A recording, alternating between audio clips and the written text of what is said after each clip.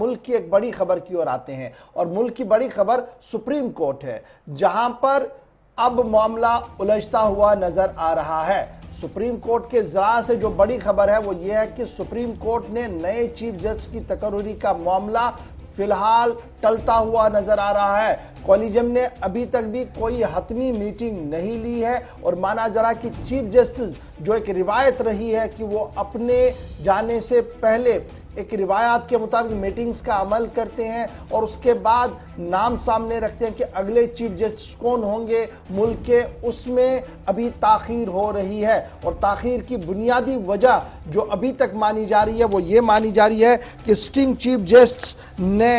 कुछ चीजें सामने रखी थी जिसको लेकर सरकार की तरफ से अभी तक हामी नहीं भरी गई है, जिसके बाद इस कॉलेजियम की मीटिंग अभी तक नहीं हुई है। लेकिन आपको यह भी बताते चले कि साल 2021 के आखिर तक बड़े अहम जज जो अभी कॉलेजियम का हिस्सा भी हैं वो भी रिटायर हो रहे हैं, और चीफ जस्टिस साहब का भी मियाद जो है वो इसी रवा साल के दौरान ही मुकम्मल हो रही है।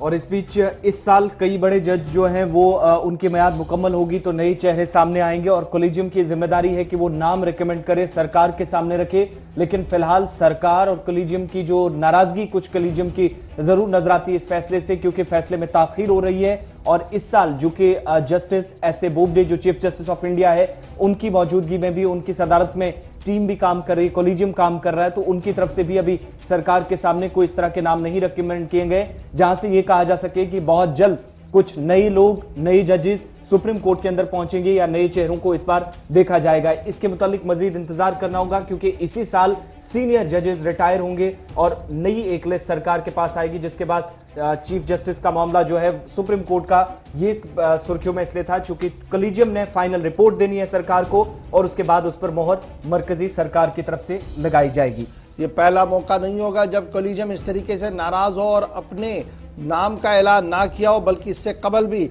कई बार इस तरीके से सुप्रीम कोर्ट के अंदर हुआ है। ताहम इस बार जो मामला है वो कुछ अलग इसलिए है क्योंकि इस बार न सिर्फ चीफ जस्टिस रिटायर हो रहे हैं, बल्कि इसी साल के अंदर कुछ अहम जज जो इस वक्त कॉलेजियम का हिस्सा भी और सीनियर मोस्ट जज भी हैं वो भी रिटायर हो रहे हैं, और उनकी जगह किन्हें लेनी है और जो टॉप मोस्ट सीनियरिटी लिस्ट है उस पर लगातार बात हो रही थी। सरकार के सामने एक नाम भी रखा गया था, सरकार ने नाम को क्लियर नहीं किया, जिसके बाद लगता है कि चीफ जस्टिस और सरकार के बीच नाराजगी जो है वो बड़ी है, क्योंकि जस्टिस कफील के बारे में यह कहा जा रहा था कि चीफ जस्टिस चाह रहे थे कि उसे सुप्रीम कोर्ट के अंदर मुस्तकिल जज के, सीनियर जज के तौर पर लाया जाए ताकि कॉलेजियम के अंदर उसका बाद में हिस्सा बने। लेकिन कहीं ना कहीं सरकार ने उसकी क्लियरेंस नहीं दी, जिसके बाद सरकार और कॉलेजियम के बीच यानी चीफ जस्टिस के बीच फिलहाल मशावरत भी नहीं हो रही है और नाराजगी जो है वो साफ नजर आ रही है। तो बात ये सुप्रीम कोर्ट की हो रही थी जहां पर डेडलॉक बना हुआ है कॉलेजियम के बीच, क्योंकि चीफ जस्टिस रिटायर हो रहे हैं